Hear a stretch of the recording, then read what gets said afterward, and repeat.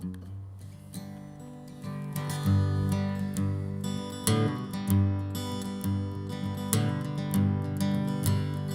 have loved the evil way, spit on my Lord in every way, yet I'm still welcome in the arms of the King.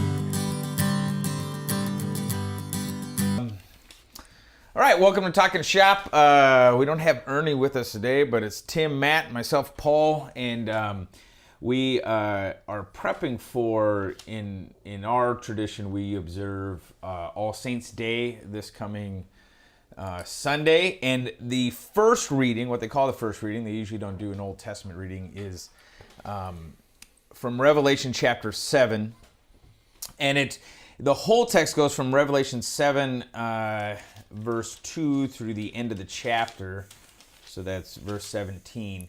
And they have the option where you don't have to read the first part, the listing of the 12 tribes and the as he hears those who are called. I just want to bring that in because we talked briefly about how what was interesting about that is this play between what is heard and what is seen, that he hears the 144,000. He hears that number and he hears them and they are sealed. A lot of baptismal imagery in that, of course. But then when he turns to look at him, verse 9, and after this, right, I saw and behold a great crowd, and it's too numerous to count would be the first thing that is brought up there. Do you guys have any thoughts there? Kind of jumping into it. That we had sort of talked about it, this great massive crowd that he sees gathered there. Yeah, well, I mean, the number is right. The numbers are all through it.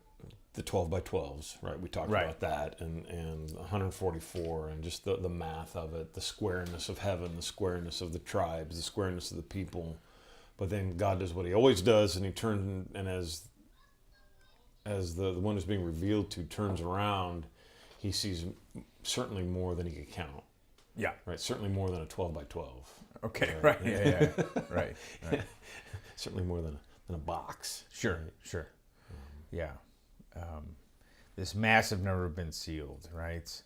And then one of the things we talked about, I mean, there's lots of obviously rich imagery here, but the big one we talked about was when the angel, or not the angel, one of the elders, one of the Presbyterians, as we joke about, shows up and he asks St. John, who are these that gather around, right? Who are these in the white robes with the palm branches in their hands? And he gives what is kind of the best answer ever, which is, yeah. You know, right? It's like Matt doesn't know, but you know. It's the ultimate out, right? It's like, I know you know, so why don't you just tell me, right? Tell me. And he kind of throws it back to him. And quit with the rhetorical question. But it's what he says is great, right? Who are these? Like, what's the focus that he gives us there? Well, the focus is that these are the ones who have washed their robes and made them white in the blood of the Lamb.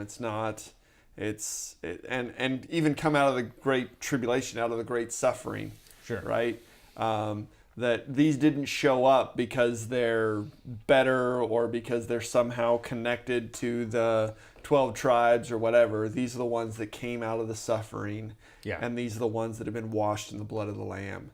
Right. And that number if you think about it, if we like to count numbers and say who's in and who's out, John looks at this number and goes, I don't know how many were there. I mean, it's way more. It's just amazing. Yeah. It elevates that grace and that mercy of God, just how far it can extend to this multitude of what he's capable of doing. Right. Yeah. And that typical oddity of God, right? That he uses blood to do it. Yeah. And yet he takes stuff that's dirty, our stuff that's dirty, dips it in blood. And it comes out white. Yeah, it's great. Yeah, the imagery is beautiful, right?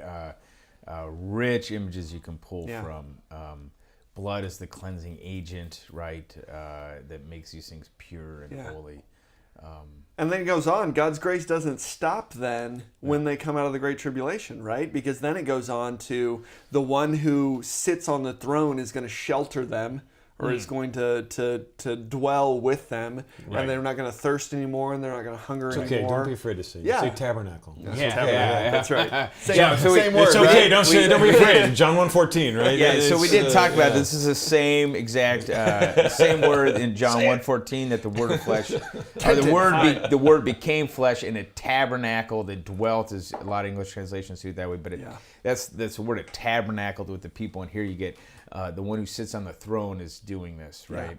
It's established as tabernacle, and then the Lamb is in the midst of that throne, and so it's all encompassing. And he's going to shepherd them, and that's the other fun thing. the Lamb. So everything becomes a flips shepherding. over. You got the upside play down. on blood is cleansing things. You got a Lamb who's now a shepherd, right? Just a lot of powerful ways, kind of rhetorically. I think when you preach it, right, you're going to have lots of options.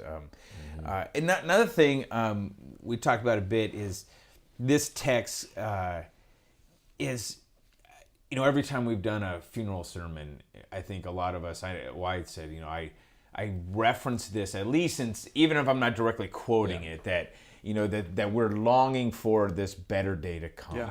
That there is a day of the resurrection, a day where he dries every tear, right, from their eyes, that kind of image. There's no more suffering. And you get that here. You even get that with the shepherding thing, like you mentioned. You get this call from Psalm 23, another rich text in our kind of funeral traditions of the church.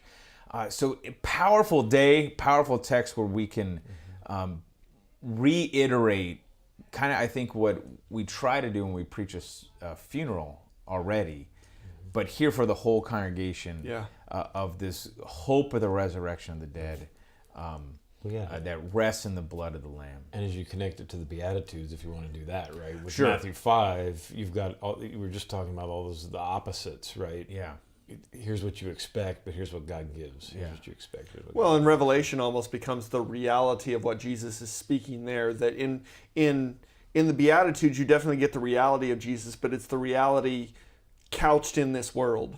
Right. Whereas in Revelation, it's that full reality witnessed by what happens after the persecutions, after those who are persecuted for my name's sake, right? Yeah. And so it connects the two together. Yeah. Good. All right. I hope that's some help. If you want more resources, look to crafterpreaching.com, and we'll be back with you guys again. God's blessings. Bye. In my grave, he did dwell, but from my grave he rose and broke the spell. So I'll be welcome in the arms of the King.